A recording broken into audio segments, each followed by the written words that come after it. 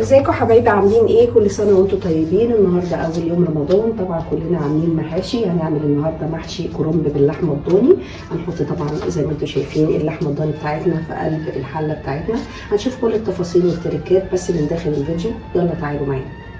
يلا كده نسمي بالله. بسم الله الرحمن الرحيم، ونبدا الفيديو بتاعنا. اللهم صل وسلم عليك يا رسول الله. معانا ايه؟ طبعا معانا البصله بتاعتنا زي ما انتم شايفينها كده. انا هعمل الخلطه بتاعه المحشي دي بالنسبه للبصل على البارد.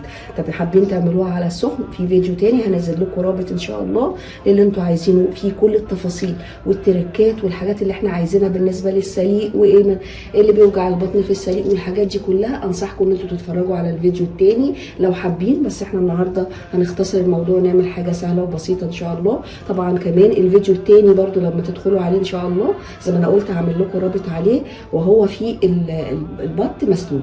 النباتي احنا نعمله عشان نغير طبعا الفيديوهات عندنا، هنعمله باللحمه الضاني المكموره في قلب الكرنب بتاعنا.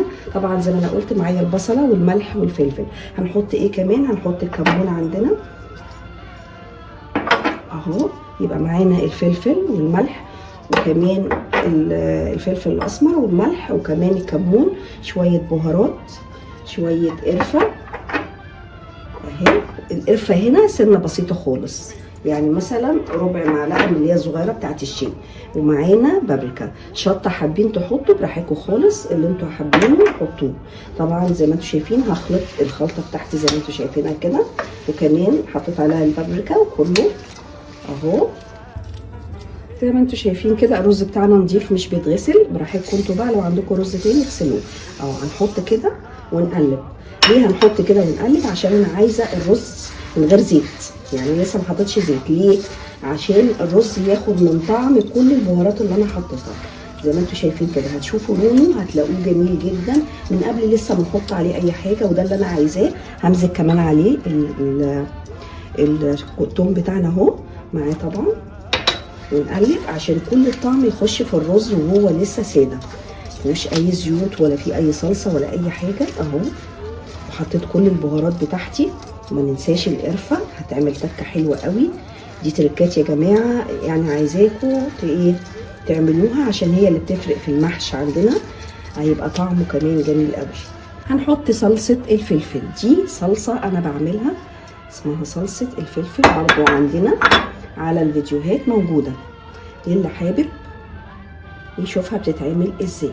هنخلي شويه هنقول لكم ليه اهو. ونقلب وبعدين نحط طبعا عندنا الخضره بتاعتنا مشكله، بقدونس، كزبره، شبت. ويا ريت في المحشي الكرنب بالذات يبقى الشبت اكتر، بيبقى حلو جدا جدا زي ما انتم شايفين كده بالشكل الجميل الحلو ده.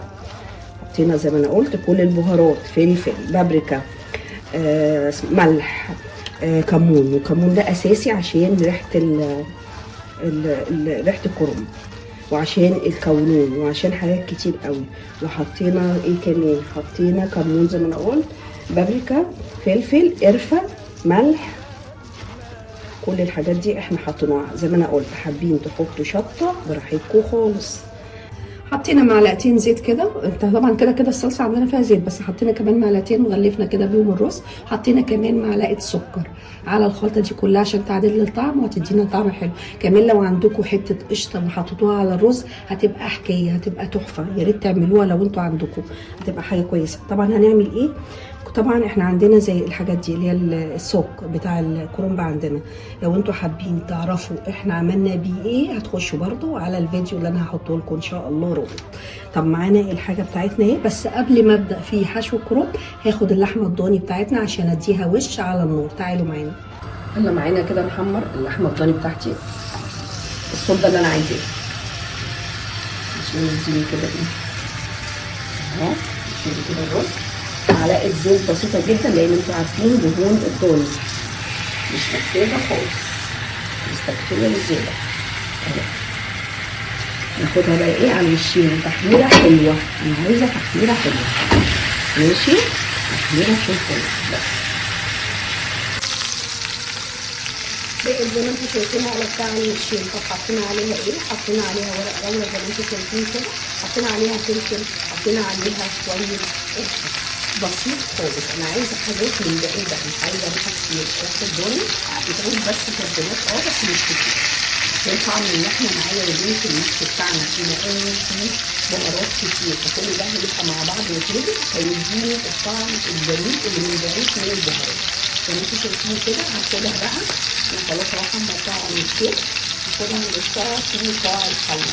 يلا تعالوا معايا. انتوا شايفين حاطين ايه في الكوع؟ حاطين بصله، وحاطين الورقه الخضراء من تحت خالص، وحاطين طماطم ورشه فلفل بسيطه. كمان هنحط ايه؟ هنحط شويه خضره كمان كده. ليه؟ عشان تبقى متحمله للحمه اهي. بقيت المنظر اللي انتوا شايفينه ده. هنرص عليه ايه بعد كده؟ هنرص عليه اللحمه بتاعتنا، نجيبها كده اهي ونبتدي نرصها كده. انا كمان معايا لحمه ثانيه، عشان كده ايه يبقى الخير كتير ان شاء الله في رمضان. كل سنه وانتم طيبين. بصوا منظر اللحمه خطير. كل البهاريز دي انا هعوزها مش هرميها، انا عاوزها عشان نحطها على اللحمه عندي، على المحشي عندي. بس هنحط كل اللحمه اللي انتم شايفينها دي اهي ونرصها في الكوع. نبدا بقى معانا نحشي. معانا طبعا الورق بعد السليق، زي ما انا قلت عايزين تشوفوا السليق ازاي وايه التريكات اللي احنا بنعملها في السليق، هنخش على الفيديو التاني اللي هعمله لكم برده رابط على الصفحه. شلنا كده. احنا هنعمل ايه بقى؟ بصوا بقى، احنا ايه حشيناه قبل كده معاكم وقلنا لكم ازاي بيتحشي، بس انا هعمل المره دي طريقه ايه سهله كده ونخلص اوام مختلفه عن المره اللي فاتت خالص. هعمل لكم هنا حشوتين بقى. هنعملها كده بالورقه الكبيره دي، وبعدين ناخد حبه رز وبعدين نرصها كده.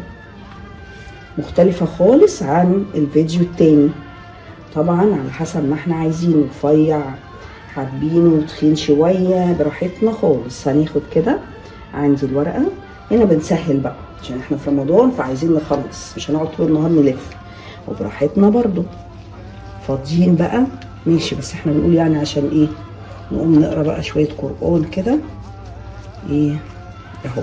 بصوا بقت بالشكل ده. طب هنعمل ايه تاني؟ نقطع المقاس اللي احنا حابينه اهو اهو كده بقى بالشكل ده. طبعا هو مليان ده شويه مش احسن حاجه عشان انا بحبه رفيع، بس يعني هي اتقلت معايا فعادي اهو بالشكل ده. هناخده على جنب ونقول لكم هنعمل ايه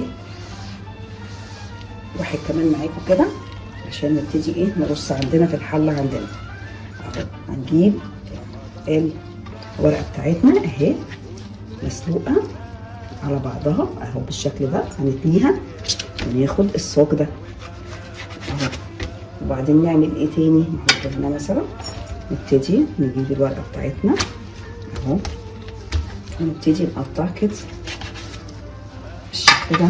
ونجيب تاني نعمله بقى المره دي رفيع زي ما انا بحب اهو.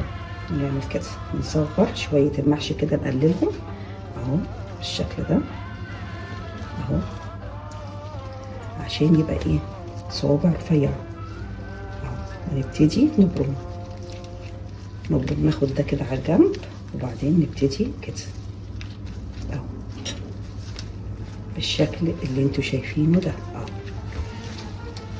نلم كل الرز اتلفت اهي اوام، بعدين نبتدي نقطع عندنا المقاس اللي احنا حابينه اهو بقى بالشكل اللي انتوا شايفينه ده، ونلف ونحطه عندنا في الحله. هنبتدي بقى نعمل اللفه التانيه بتاعت امهاتنا الجميله اهو، براحتكم اللي انتوا عايزين تعملوه اعملوه. بصوا اهو شايفين الجمال. اعمل كمان واحد معاكم اهو. اجيب الورقه بتاعتي متقطعه بقى على صغير، تقطيعه بقى الصغيره بتاعتنا المصريه الحلوه بتاعت امهاتنا، ونبتدي نلف على ايدينا اهو بقى بالشكل اللي انتوا جايبينه اللي انتوا شايفينه ده. ليه بقى؟ ده بيسهل اكتر، بس انا بقول في ناس ما بتعرفش تعمل كده. ادخل دي كده ما بتعرفش تعمل على ايديها، فنعمله بقى ايه على البورد بتاعنا كده اهو بقى بالشكل الجميل. صوابع صغيره جميله حلوه، ونبتدي نرص عندنا كده في الحله. وكل دي الصلصه اللي انا قلت لكم في الفيديو هنقول لكم هنعمل بيها ايه. حطيناها وزودنا عليها ميه مغليه اللي هي شوربه المغليه يعني، وبعدين مرقه مغليه عشان الناس بتقول شوربه دي يبقى شوربه اي حاجه يعني، لا مرقه مغليه زي ما انتم شايفين كده. حطينا ايه كمان؟ حطينا فلفل، حطينا بابريكا، حطينا ملح، وحطينا كمون، وحطينا ذره سكر، معلقه ربع معلقه سكر. ليه؟ عشان تخلي ايه الشوربه كده تتغلغل في المحشي وتدينا طعم حلو. اهي هنقوم ايه عشان تدينا بقى اللون الجميل. والمحشي عندنا اهو ملفوف اللفه الحلوه الجميله دي اهو، الميه سخنه زي ما انتم شايفين مغليه اهو كده كل البهارات. وهنروح على البوتاجاز زي ما انتم شايفين الحله بتاعتنا على البوتاجاز زي ما انتم شايفينها بالحلاوه والروعه اللي هي فيها دي. احنا كده خلصنا، ان شاء الله نشوفكم في فيديو تاني باذن الله، ودمتم في رعايه الله. كل سنه وانتم طيبين.